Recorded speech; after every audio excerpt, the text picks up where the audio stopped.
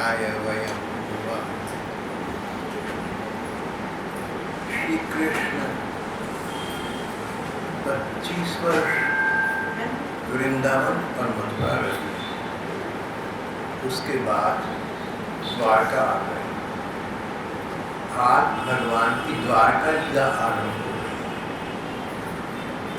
वृंदावन लीला, मथुरा लीला, द्वारका लीला, आज द्वारिका लीला आरंभ हो गई।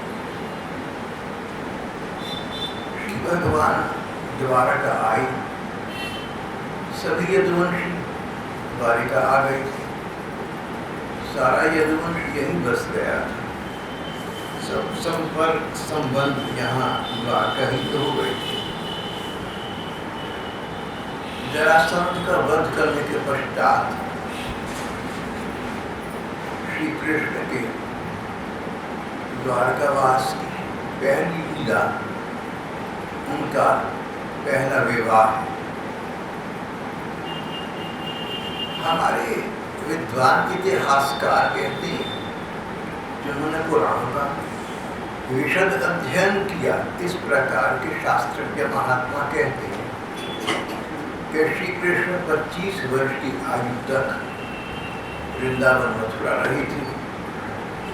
उसके पश्चात कुछ अन्य कृत्य उन्होंने संपन्न किए। अब वे लगभग 30 वर्ष के हो रहे थे। लगभग 30 वर्ष के श्री कृष्ण का विवाह का प्रश्न उठा। श्री कृष्ण द्वारका आ गए थे। द्वारका आजकल का गुजरात, गुजरात के पड़ोसी महाराष्ट्र में भीष्मक नाम के एक राजा राज करते थे। उनकी बेटी का नाम रुक्मिणी था। दोनों पड़ोसी प्रदेश के सदस्य हुए। कहते हैं रुक्मिणी जी साक्षात श्री लक्ष्मी जी का अवतार थे। श्री कृष्ण विष्णु है तो रुक्मिणी लक्ष्मी है। उनका विवाह तो फिर स्वयं होना ही है। Marriages are made in heaven, solemnized on the earth। जब अंग्रेजी के काव्यकार शेक्सपियर ने वाक्य बोला तो क्या जानता था कि श्री कृष्ण और रुक्मिणी इसका उद्घाटन कर चुके हैं। रुक्मिणी श्री लक्ष्मी जी का रूप, श्री कृष्ण साक्षात भगवान विष्णु। श्री कृष्ण द्वारिका आ गए और उसमें राजा भीष्म की बेटी रुक्मिणी रहती थी। यात्रियों का आना जाना बना रहता था। साधु संत एक स्थान से दूसरे स्थान पर तीर्थ यात्रा के लिए पर्यटन किया करते थे। रुक्मिणी के सौंदर्य की चर्चा संपूर्ण थी। रुक्मिणी परम सुंदर थी। श्री कृष्ण के गुणों की चर्चा चहुपूर्ण थी। रुक्मिणी जी ने श्री कृष्ण के गुणों का वर्णन सुना तो मन में आया कि घर वाले मेरा विवाह इन सर्वगुण संपन्न श्री कृष्ण ही के साथ कर दे तो अच्छा। मन में चिंतन करते रहो किसी बात का तो गहरा प्रभाव पड़ जाता है। मन तो धूप हो जाता है, उसी की कामना में अभिनिविष्ट हो जाता है। रुक्मिणी के साथ जैसे जैसे समय यापन होता गया यही कुछ हुआ। उनके मन में श्री कृष्ण की मंदिर मूर्ति स्थापित हो गई और ऐसा समय आ गया जब श्री कृष्ण के अतिरिक्त अन्य कोई पुरुष वरण्य उन्हें मिलता ही न था। या तो श्री कृष्ण से विवाह होगा या नहीं होगा। वन और नन। राजकुमारी रुक्मिणी का ये विरत हो गया।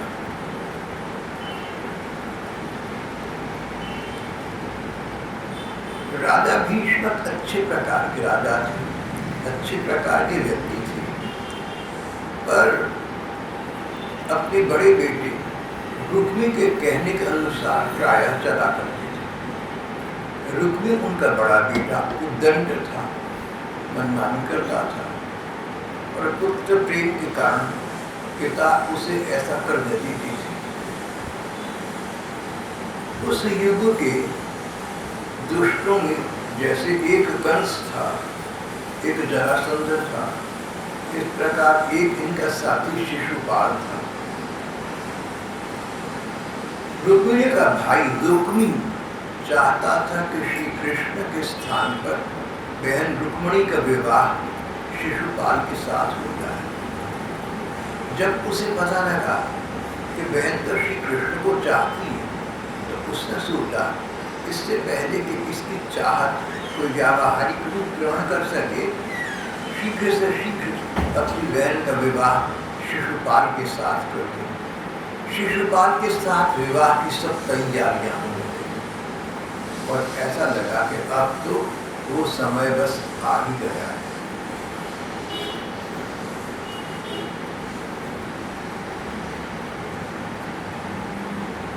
रुक्मिणी को पता लगा तो बड़ा भाई रुक्मी शिशुपाल के साथ मेरा विवाह करना चाहता है।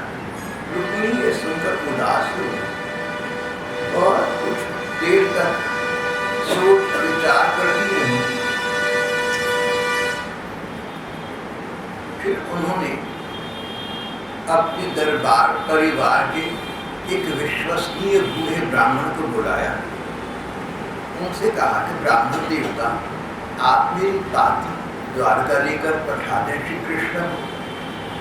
उनको सारी बात सच बता दी। ब्राह्मण देवता द्वारकापुरी पहुंचे, श्री कृष्ण को देखा। ब्राह्मण देवता बड़ी प्रसन्न, बड़ी प्रभावित हुए और सोचा कि रुक्मिणी ने ठीक प्रकार का वर्णन किया है। सद्बुद्ध वरण्य तो श्री कृष्ण ही है। रुक्मिणी जैसी बिटिया को श्री कृष्ण जी का वर्णन करना चाहिए।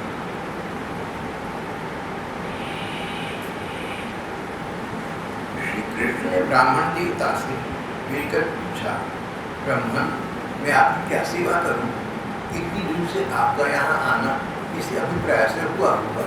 क्या अभिप्राय है आपका? आपकी इष्ट सिद्धि के लिए मैं क्या सेवा, क्या प्रयत्न कर सकता हूँ? सुखदेव जी कथा राजा परीक्षित को सुना भागवत। सुखदेव कहते, परीक्षित देखो श्री कृष्ण को अभिनय करने में बड़े कुशल है। कृष्ण साक्षात भगवान अंतर्यामी है, सर्वज्ञ है, सब जानते हैं। पर जब मनुष्य किसी लीला करते हैं तो सफल अभिनय करते हैं। यही लगता है कि सचमुच कोई साधारण व्यक्ति है, कोई ब्राह्मण देवता। इस उद्देश्य से आपका यहाँ आना को कृपा पूर्वक मुझे बताइए, मैं कुछ कर सका तो आपकी सेवा, आपकी सहायता करूँगा।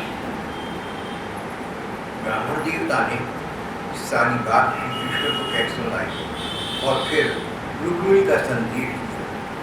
रुक्मिणी ने अपने पत्र में श्री कृष्ण से कहा था कि कृष्ण, मैं तो अपना तन, अपना मन तुम्हें समर्पित कर चुकी हूँ। इसके अतिरिक्त मैं और क्या कर सकती हूँ? इसके अतिरिक्त और मैं क्या लिख सकती हूँ?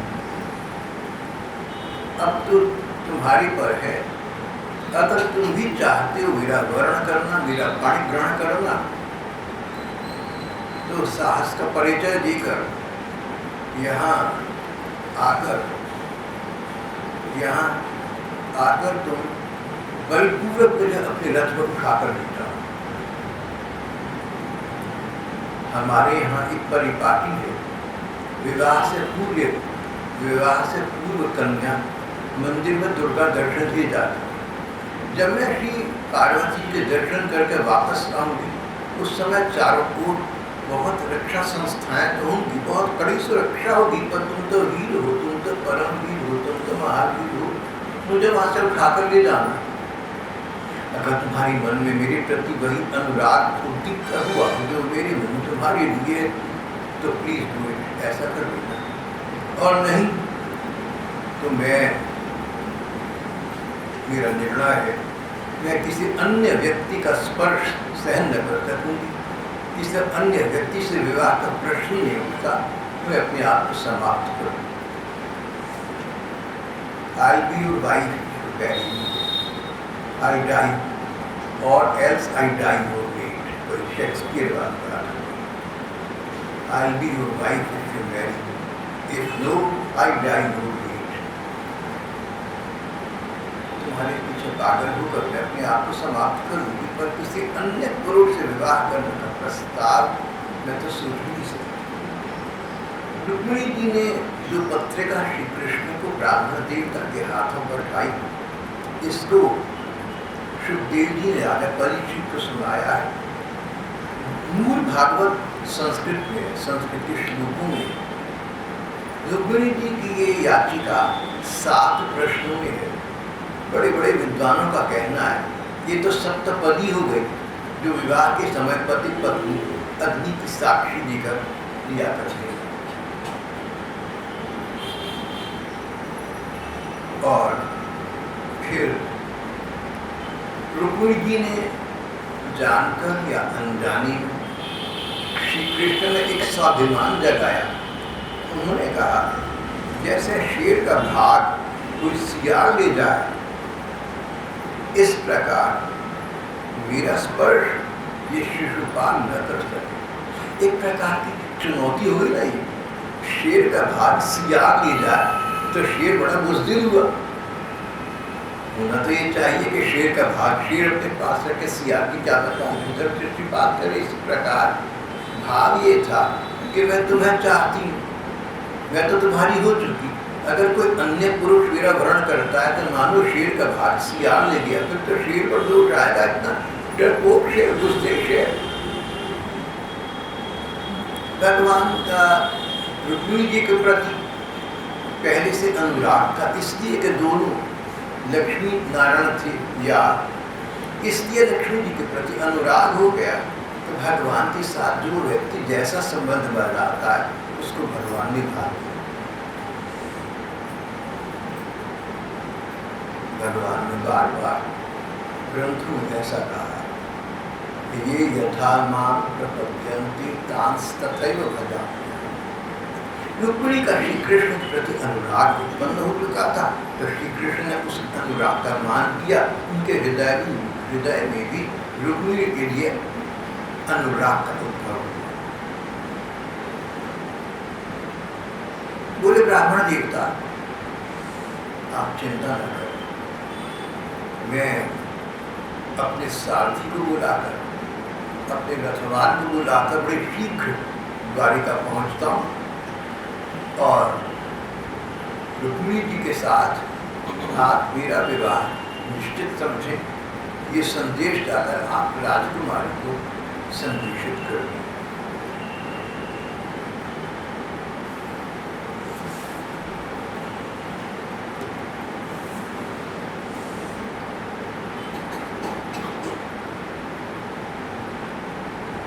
श्री कृष्ण जानते थे कि शिशुपाल उनसे द्वेष करता है, जानते थे कि ये कंस का पक्षधर है,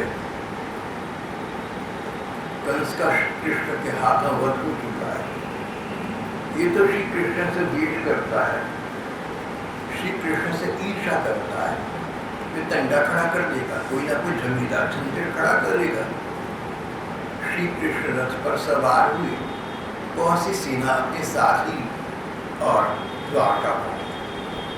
आंध्र देश से, गुजरात से विदर्भ देश पहुंचे, महाराष्ट्र पहुंचे।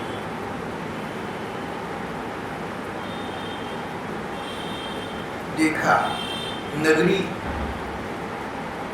नववधू की भांति सजाई गई है। यहाँ श्री रुक्मिणी जी का रुक्मिणी के साथ विवाह हो रहा था, उसकी तैयारियां की गई थी।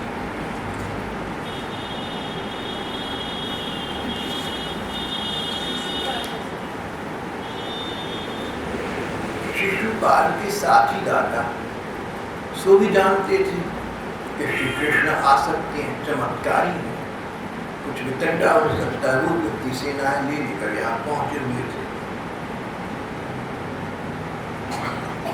परम सुंदर रुक्मिणी जी श्री कृष्ण के शुभागमन की प्रतीक्षा कर रहे। देखा श्री कृष्ण की कौन करे, तभी तो संदेशवाहक ब्राह्मण देवता भी नहीं पहुंचे। बड़ी चिंता में पड़ गए। सोचने लगी, अरे मेरा भाग्य भंग है, मेरे में ऐसी कौन सी योग्यता है, मेरे में ऐसा कौन सा गुण है जो श्री कृष्ण वर्ण करने के लिए यहाँ तक आएंगे, इतना कुछ करेंगे, उसके लिए तो मैं नहीं हूँ। चिंता में पड़ गई। फिर विचार आया, नहीं, श्री कृष्ण तो इस प्रकार के नहीं है, वो तो दूसरे का भाव ग्रहण करती है, कदाचित अभी आ रही होंगी। और फिर सोचा, अभी कुछ समय अवशिष्ट है, हो सकता है मेरे प्राणनाथ, मेरे हृदयेश्वर श्री कृष्ण आ ही रहे। इस उधेड़ बुन में थी, चिंता में थी। उनका मन, उनके मन के सारे भाव श्री कृष्ण चुरा लिए थे।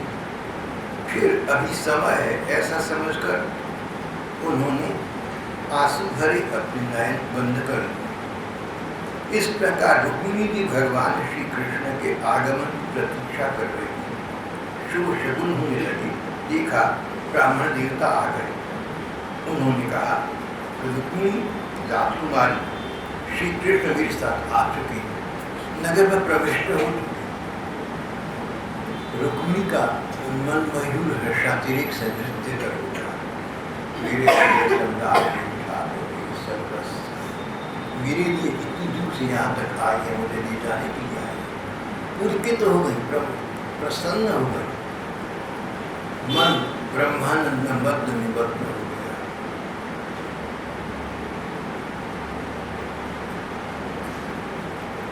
कई विचारक कहते हैं कि श्री रुक्मिणी जी के विवाह की घटना साधकों और भक्तों के लिए अनेक अनेक शुभ संकेत लेकर आते हैं।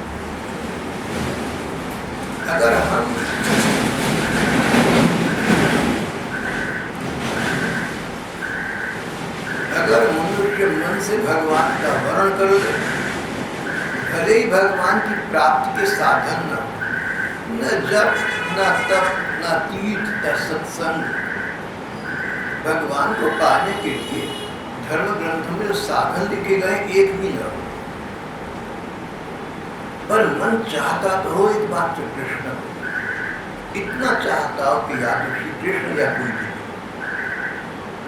इस प्रकार का अनन्य अभिनिवेश,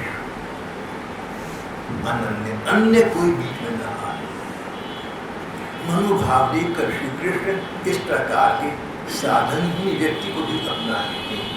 सर्व साधन हीनस्य पराधीनस्य सर्वथा पापहीनस्य दीनस्य कृष्णेव गतिर्मम। पापी हूँ, दीनहीन हूँ, पतित हूँ, पर आश्रित श्री कृष्ण ही के हूँ।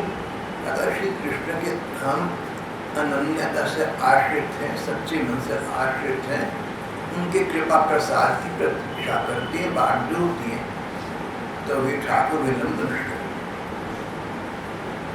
श्री कृष्ण श्री रुक्मिणी जी की प्रतीक्षा को जाना समझा। वे तो नगर में प्रवेश कर चुके थे। ब्राह्मण देवता से शुभ संवाद राजकुमारी को मिला। उनका हृदय आनंदातिरेक से भर गया। राजा भीष्म ने सुना कि कृष्ण बलराम आई हैं तो सोचा कि कहीं से पता लगा होगा कि मेरी बिटिया की शादी है, तो घर का अपने को सदस्य समझकर मेरे उनके अच्छे संबंध हैं, इसमें सम्मिलित होने के लिए, इस आनंदोत्सव भाग लेने के लिए आए। रुक्मिणी के पिता ने ऐसा समझा कि श्री कृष्ण इस आनंदोत्सव में भाग लेने के लिए आए होंगे। ये न समझा कि जिसका वो भाग है उस पूरे को लेने आए। उनको तो विचार न आया। उन्होंने भगवान का बड़ा सम्मान किया, भक्त हृदय थे, गुण थी। नगर निवासियों ने श्री कृष्ण को आई देखा तो नगर भर में श्री कृष्ण चर्चा आरंभ हो गई। नगर निवासी कहने लगे, अरे ये कृष्ण बलराम, सुना है ये पहले वृंदावन थी, वहाँ से मथुरा पहुंची, अब मथुरा से यहाँ द्वारका आ गई, द्वारका से यहाँ कुंडिनपुर, हमारे इस राष्ट्र में आ गई हैं।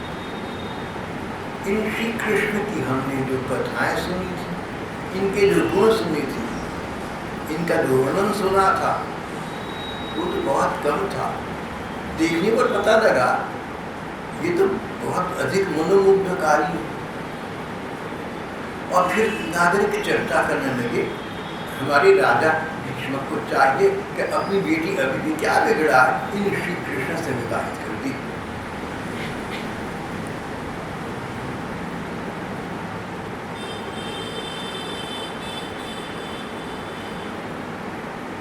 प्रेम परवश होकर पूर्वाज जब इस प्रकार बातचीत कर रहे थे, उसी समय रुक्मिणी जी अंतःपुर से बाहर निकली, देवी दर्शन के लिए मंदिर में पहुंचे। बहुत से सैनिक उनकी रक्षा में नियुक्त थे। श्री कृष्ण के अभी भी चरणों का भी चिंतन कर रही थी। भगवती पार्वती के चरणों का दर्शन करने के लिए जब पैदल ही चल स्वयं मौन थी, माताएं, सखी सहेलियां सब ओर से उन्हें घेरे थे। शूरवीर राज सैनिक हाथों में अस्त्र शस्त्र उनकी रक्षा कर रहे थे। बाजी तुड़ही ढोल बज रहे थे। बहुत आनंद मंगल मनाया जा रहा था, पर सुरक्षा के पूरे प्रबंध भी थे। उस समय श्री रुक्मिणी जी बाहर निकली। उनके चारों ओर जय जयकार हो रहा था। देवी दर्शन के लिए मंदिर में पहुंची। अनेक बूढ़ी बूढ़ी ब्राह्मणियां उनके साथ थी। उन्होंने कहा, राजकुमारी, पार्वती जी को प्रणाम करो, ये जगन माता है।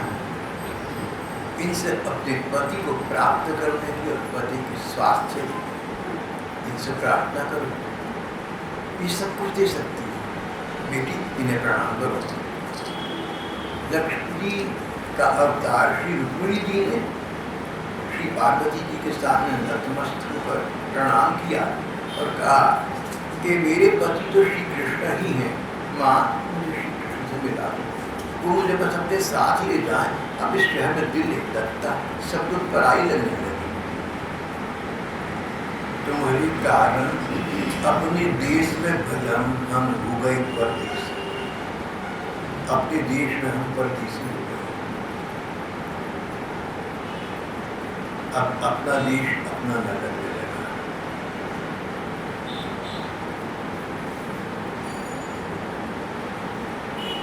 उन्होंने जगन माता से श्री कृष्ण ही को मांग लिया। भूयान पतिर्वे श्री कृष्ण भगवान तदनुमोदता। माँ, मैं आपको बारंबार प्रणाम करती हूँ, आशीर्वाद दीजिए, मेरे अभिलाषा पूर्ण हो। श्री कृष्ण ही मेरे पति है, भगवान श्री कृष्ण मेरे पति। शब्द प्रयोग किया रुक्मिणी जी ने, भगवान कृष्ण। जानती थी कि भगवान है, मानव में केवल लीला करना। फिर अंबिका देवी की पूजा की, विधिवत पूजा की। एक सखी का हाथ पकड़कर मंदिर से बाहर निकली। रुक्मिणी जी बड़े बड़े वीरों का भी मन मोहित करने वाली थी, बहुत सुंदर थी, अंग अंग से सौंदर्य ढाक रहा था। किशोर और तरुणावस्था की संधि में स्थित थी। उनको देखकर न जाने कितना का मन चंचल हो उठा। होठों पर मनोहर मुस्कान थी।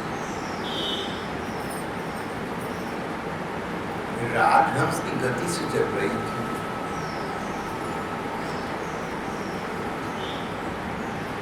बड़े बड़े यशस्वी वीर मोहित हो गए।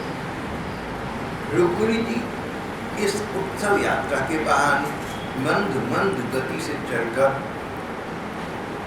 भगवान श्री कृष्ण पर अपना राशि राशि सौंदर्य न्यौछावर कर रही थी। उनकी खुली मुस्कान, लगी चितवन, इस पर अपना चित्त लुटाकर बड़ी बड़ी नरपति को मोहित कर रही थी। उनके हाथों से रुक्मिणी को देखा जो बड़े बड़े राजा महाराजा वीर रईस आए हुए थे, उनके हाथों से रुक्मिणी का सौंदर्य देखकर सहन हुआ, अस्त्र शस्त्र छूट कर गिर पड़े।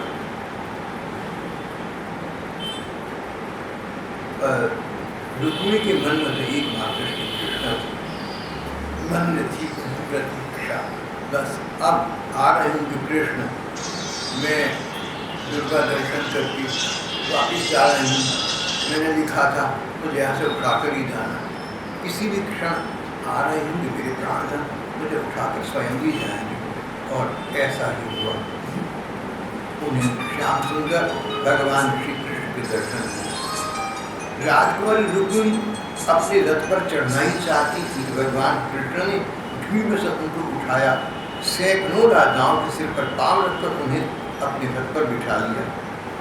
उसके बाद जैसे शेर सियारों के बीच में से अपना भाग ले जाए, ऐसे रुक्मिणी जी को लेकर वहां से चल पड़े। उनके शत्रु राजाओं को ये सब सहन न हुआ, कहने लगे हमें धिक्कार है, अगर हमारे देखते देखते वृंदावन गई द्वारा राजकुमारी हमारी रुक्मिणी को ले जाए, ये कैसे हो सकता है? अरे ये कृष्ण वही द्वारा है, वृंदावन में धेनु बजावत घंटी बजावत, गाय चराता था, बंसी बजाए जंगल में, और क्या था। इसकी तक धोबी ने अकल शिकानी करी थी, जाकर राजा के कपड़े मांग रहे, बोले अरे ग्वालों तुमने कभी कपड़े देखे भी हैं जो मांगते हो? कि वही कृष्ण है, बहुत समझ रहा है अपने आप, हम राजा लोग इसका मुकाबला करेंगे, इसको समाप्त करेंगे, इसको पराजित करेंगे, और अपनी अपनी धनुष लेकर भगवान कृष्ण के पीछे दौड़े।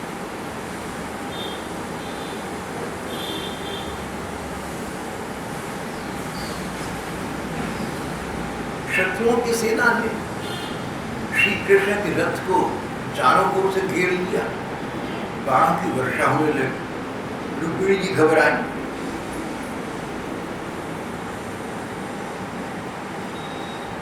पर श्री कृष्ण ने देखा रुक्मिणी भयभीत हो गई। रुक्मिणी जी ने लज्जा के साथ भयभीत नेत्रों से श्री कृष्ण के मुख की ओर देखा। भगवान मुस्कुराकर बोले सुंदर डरो मत, तुम्हारी सेना अभी तुम्हारी शत्रुओं की सेना को नष्ट किए डाले। तुम्हारी सेना रुक्मिणी की सेना अब कौन सी? श्री कृष्ण की सेना रुक्मिणी की सेना है। तो पति गृह अपना हो चुका है, पिता गृह से तो नाता टूट चुका। बोले रुक्मिणी तुम्हारी सेना इन शत्रुओं को अभी नष्ट की, तुम्हारी सेना यानी मेरी सेना तुम्हारी सेना, अब तो एक ही बात। सुंदरी कहकर संबोधित रुक्मिणी को रथ में बिठाया।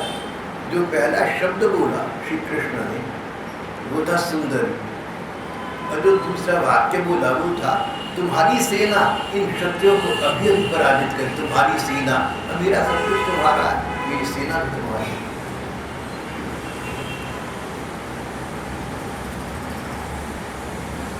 और देखते देखते सचमुच यदुवंशियों ने शत्रुओं की सेना तहस नहस कर डाली। शिशुपाल अपने को बहुत बहादुर मानता था, बहुत गर्व भरे वचन कह रहा था, बोला सेना का क्या करना है, ये श्री कृष्ण कितनी अक्षौहिणी सेना लेकर मेरे सामने आ जाए, इसके लिए मैं अकेला पर्याप्त हूँ, कुछ क्षण के अंदर इसका काम तमाम कर सकता हूँ। उसको बहुत दुख था, अपनी भावी पत्नी के चिंताने कारण मनस्तन हो रहा। शिशुपाल को तो ये दिख रहा था कि जिस सुंदरी राजकुमारी से मेरा विवाह होगा तो उनको श्री कृष्ण ले जा रहा है, भावी पत्नी का वियोग, इससे मेरा विवाह होगा, ना जाने क्या क्या उमंग अपने मन में संजोई होगी, क्या क्या सोचा होगा। सारे सपने, सारे स्वप्न समाप्त हो गए थे। किसी की पत्नी को दूसरा ले जाए, नवविवाहिता। शिशुपाल दुख और क्रोध से कांप रहा, अपनी भावी पत्नी रुक्मिणी के छिन जाने से उसके हृदय में न उत्साह रहा, न शरीर पर कांति रही।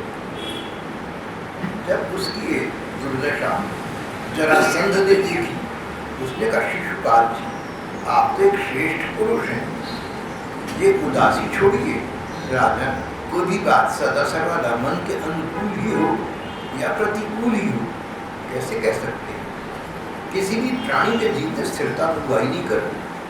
जैसे कठपुतली बाजीगर की इच्छा के अनुसार नाचती है, वैसे ही ये प्राणी भाग्य के आदमी सुख दुख के संबंध में यथाशक्ति चेष्टा किया करता है। आप चिंता न करें, हम प्रयत्न करेंगे रुक्मिणी को छुड़ाने का, और विवाह आपके साथ ही। जब मित्रों ने इस प्रकार समझाया तो शिशुपाल को लगा कि ये ठीक कह रहे हैं। वो अपनी राजधानी को लौट गया। राजा लोग अपने अपने नगरों को चले गए। मन में विचार कर चुके थे कि पहला अवसर आते ही हम श्री कृष्ण पर धावा बोलेंगे और सब समाप्त कर देंगे। ये समझ जल्दी जाएगा।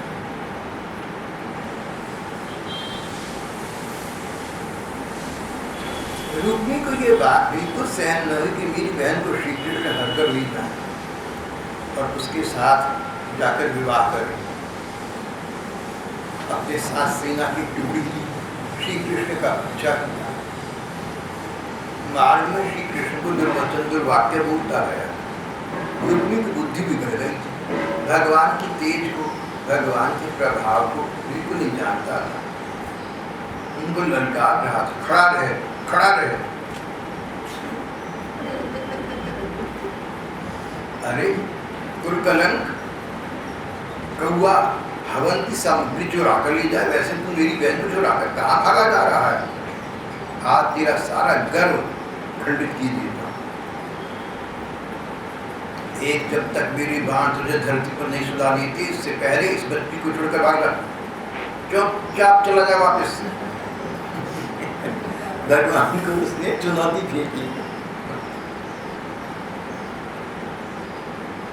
श्री कृष्ण ने रुक्मिणी की दुर्वार्ता सुनी, कोई प्रत्युत्तर न दिया, मुस्कुरा दी।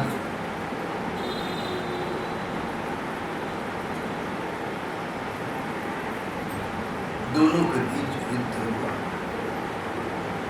भयंकर युद्ध हुआ। श्री कृष्ण ने रुक्मिणी के ढाल तलवार को तिल-तिल करके काट दिया। उसको मारने के लिए हाथ में तीखी तलवार निकाली। रुक्मिणी जी ने देखा कि ये तो हमारे भाई को मार डालना चाहते हैं। वे भय से विभल हो। पहले कह रही थी कि भाई से मुझे बचाओ, अब कह रही इस भाई को बचाओ। मन है ना, भाई के प्रति प्रेम भी है और श्री कृष्ण के प्रति अनुराग अनन्य, सो ठीक है, दोनों बातें साथ साथ चलती है। मानव जीवन इस प्रकार की विडंबनाओं को ग्रासित बना रहता है। प्रियतम पति श्री कृष्ण के चरणों में उन्होंने माथा टिका दिया। करुण स्वर में कहा, मेरा राज्य देव, आप परम बलवान हैं, कुछ भी कर सकते हैं। हम तुम नारस कल्याण रातरम महाभुजा, लेकिन मेरे भाई का आप वध करें, ये आपके लिए शोभनीय नहीं होगा। रुक्मिणी बहुत घबराई। भगवान ने रुक्मिणी को मार डालने का विचार छोड़ दिया। फिर भी रुक्मिणी उनके अनिष्ट की चेष्टा से विमुख न हुआ। तब भगवान ने उसको उसी के दुपट्टे में बांध दिया और उसके सिर के बाल मूंड कर कई जगह से उसके बाल काट कर उसे अद्भुत कुरूप बना दिया। रुक्मिणी दुपट्टे से बंधा हुआ अद्भुत अवस्था में पड़ा हुआ था। बलराम जी ने देखा तो उसके बंधन खोल दिए, उसे छोड़ दिया। बोले, कृष्ण तुमने अच्छा नहीं किया, हम लोगों के लिए एक बात शोभा नहीं दी। अपने संबंधी की, अब तो संबंधी तो हो गया था, पत्नी का भाई, अपने संबंधी की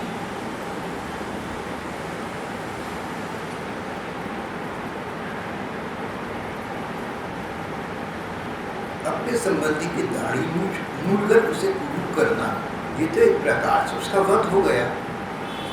ऐसा नहीं करना चाहिए। फिर रुक्मिणी को संबोधित किया, बोले, साध्वी तुम बुरा मत मानना, हमें ऐसा करना पड़ा है। जीव को सुख देने वाला कोई दूसरा नहीं, अपने कर्मों का सबको फल भोगना पड़ता है। फिर श्री कृष्ण बोले, कृष्ण यदि अपना सगा संबंधी की वध करने का अपराध करे तो भी अपनी समृद्धि के द्वारा उसका मारा जाना उचित नहीं, उसको छोड़ देना चाहिए। ये तो अपने अपराध से स्वयं ही गिर चुका, मरे को क्या मार लो। फिर रुक्मिणी से बोली, साध्वी ब्रह्मा जी ने क्षत्रियों का धर्म ऐसा बना दिया कि सगा भाई भी अपने भाई को मार डालता है, अन्याय नहीं कर पाता। फिर बोले, कृष्ण जो लोग धन के मत से अंधे हो रहे हैं और अभिमानी हैं, उनको इस कारण भी अपने बंधुओं का इस प्रकार तिरस्कार करना उचित नहीं है। जब एक बार तो श्री कृष्ण को समझाते, दूसरी बार रुक्मिणी को समझाते। रुक्मिणी जो छोटी भाभी मान बन चुकी थी।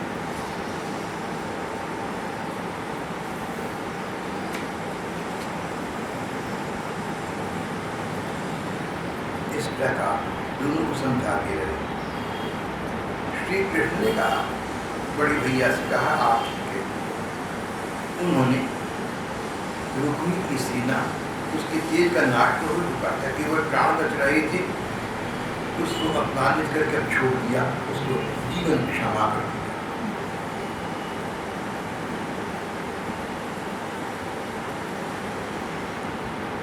रुक्मिणी के चित्त की सारी आशा अभिलाषाएं व्यर्थ हो चुकी थी। शत्रुओं ने उसे अपमानित करके छोड़ दिया था, ये उसका और भी बड़ा अपमान हो गया। विरूप किया गया था, उसका शक्ल बिगड़ गई।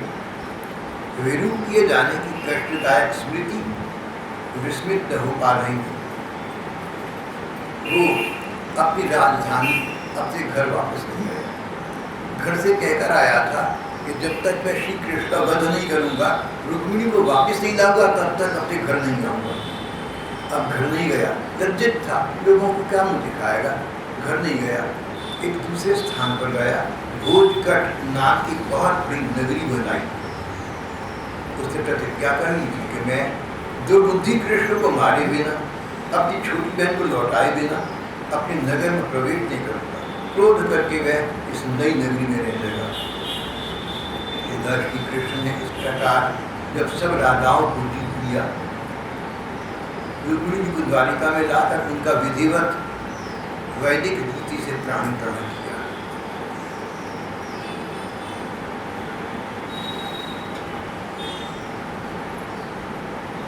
उस समय द्वारकापुरी में घर घर में बड़ा उत्सव मनाया जाने लगा।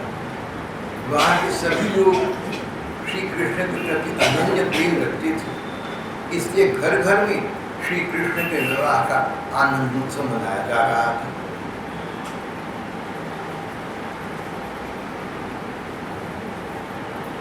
जहाँ तहाँ रुक्मिणी हरण की गाथा गाई जाने लगी। उसे सुनकर राजा और राजकन्याएं अत्यंत विस्मित हो गए।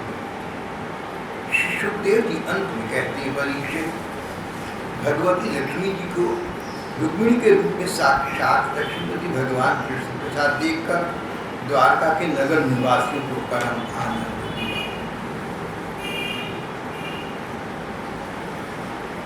यहाँ हमारा रुक्मिणी विवाह का ही प्रसंग आज समाप्त हो।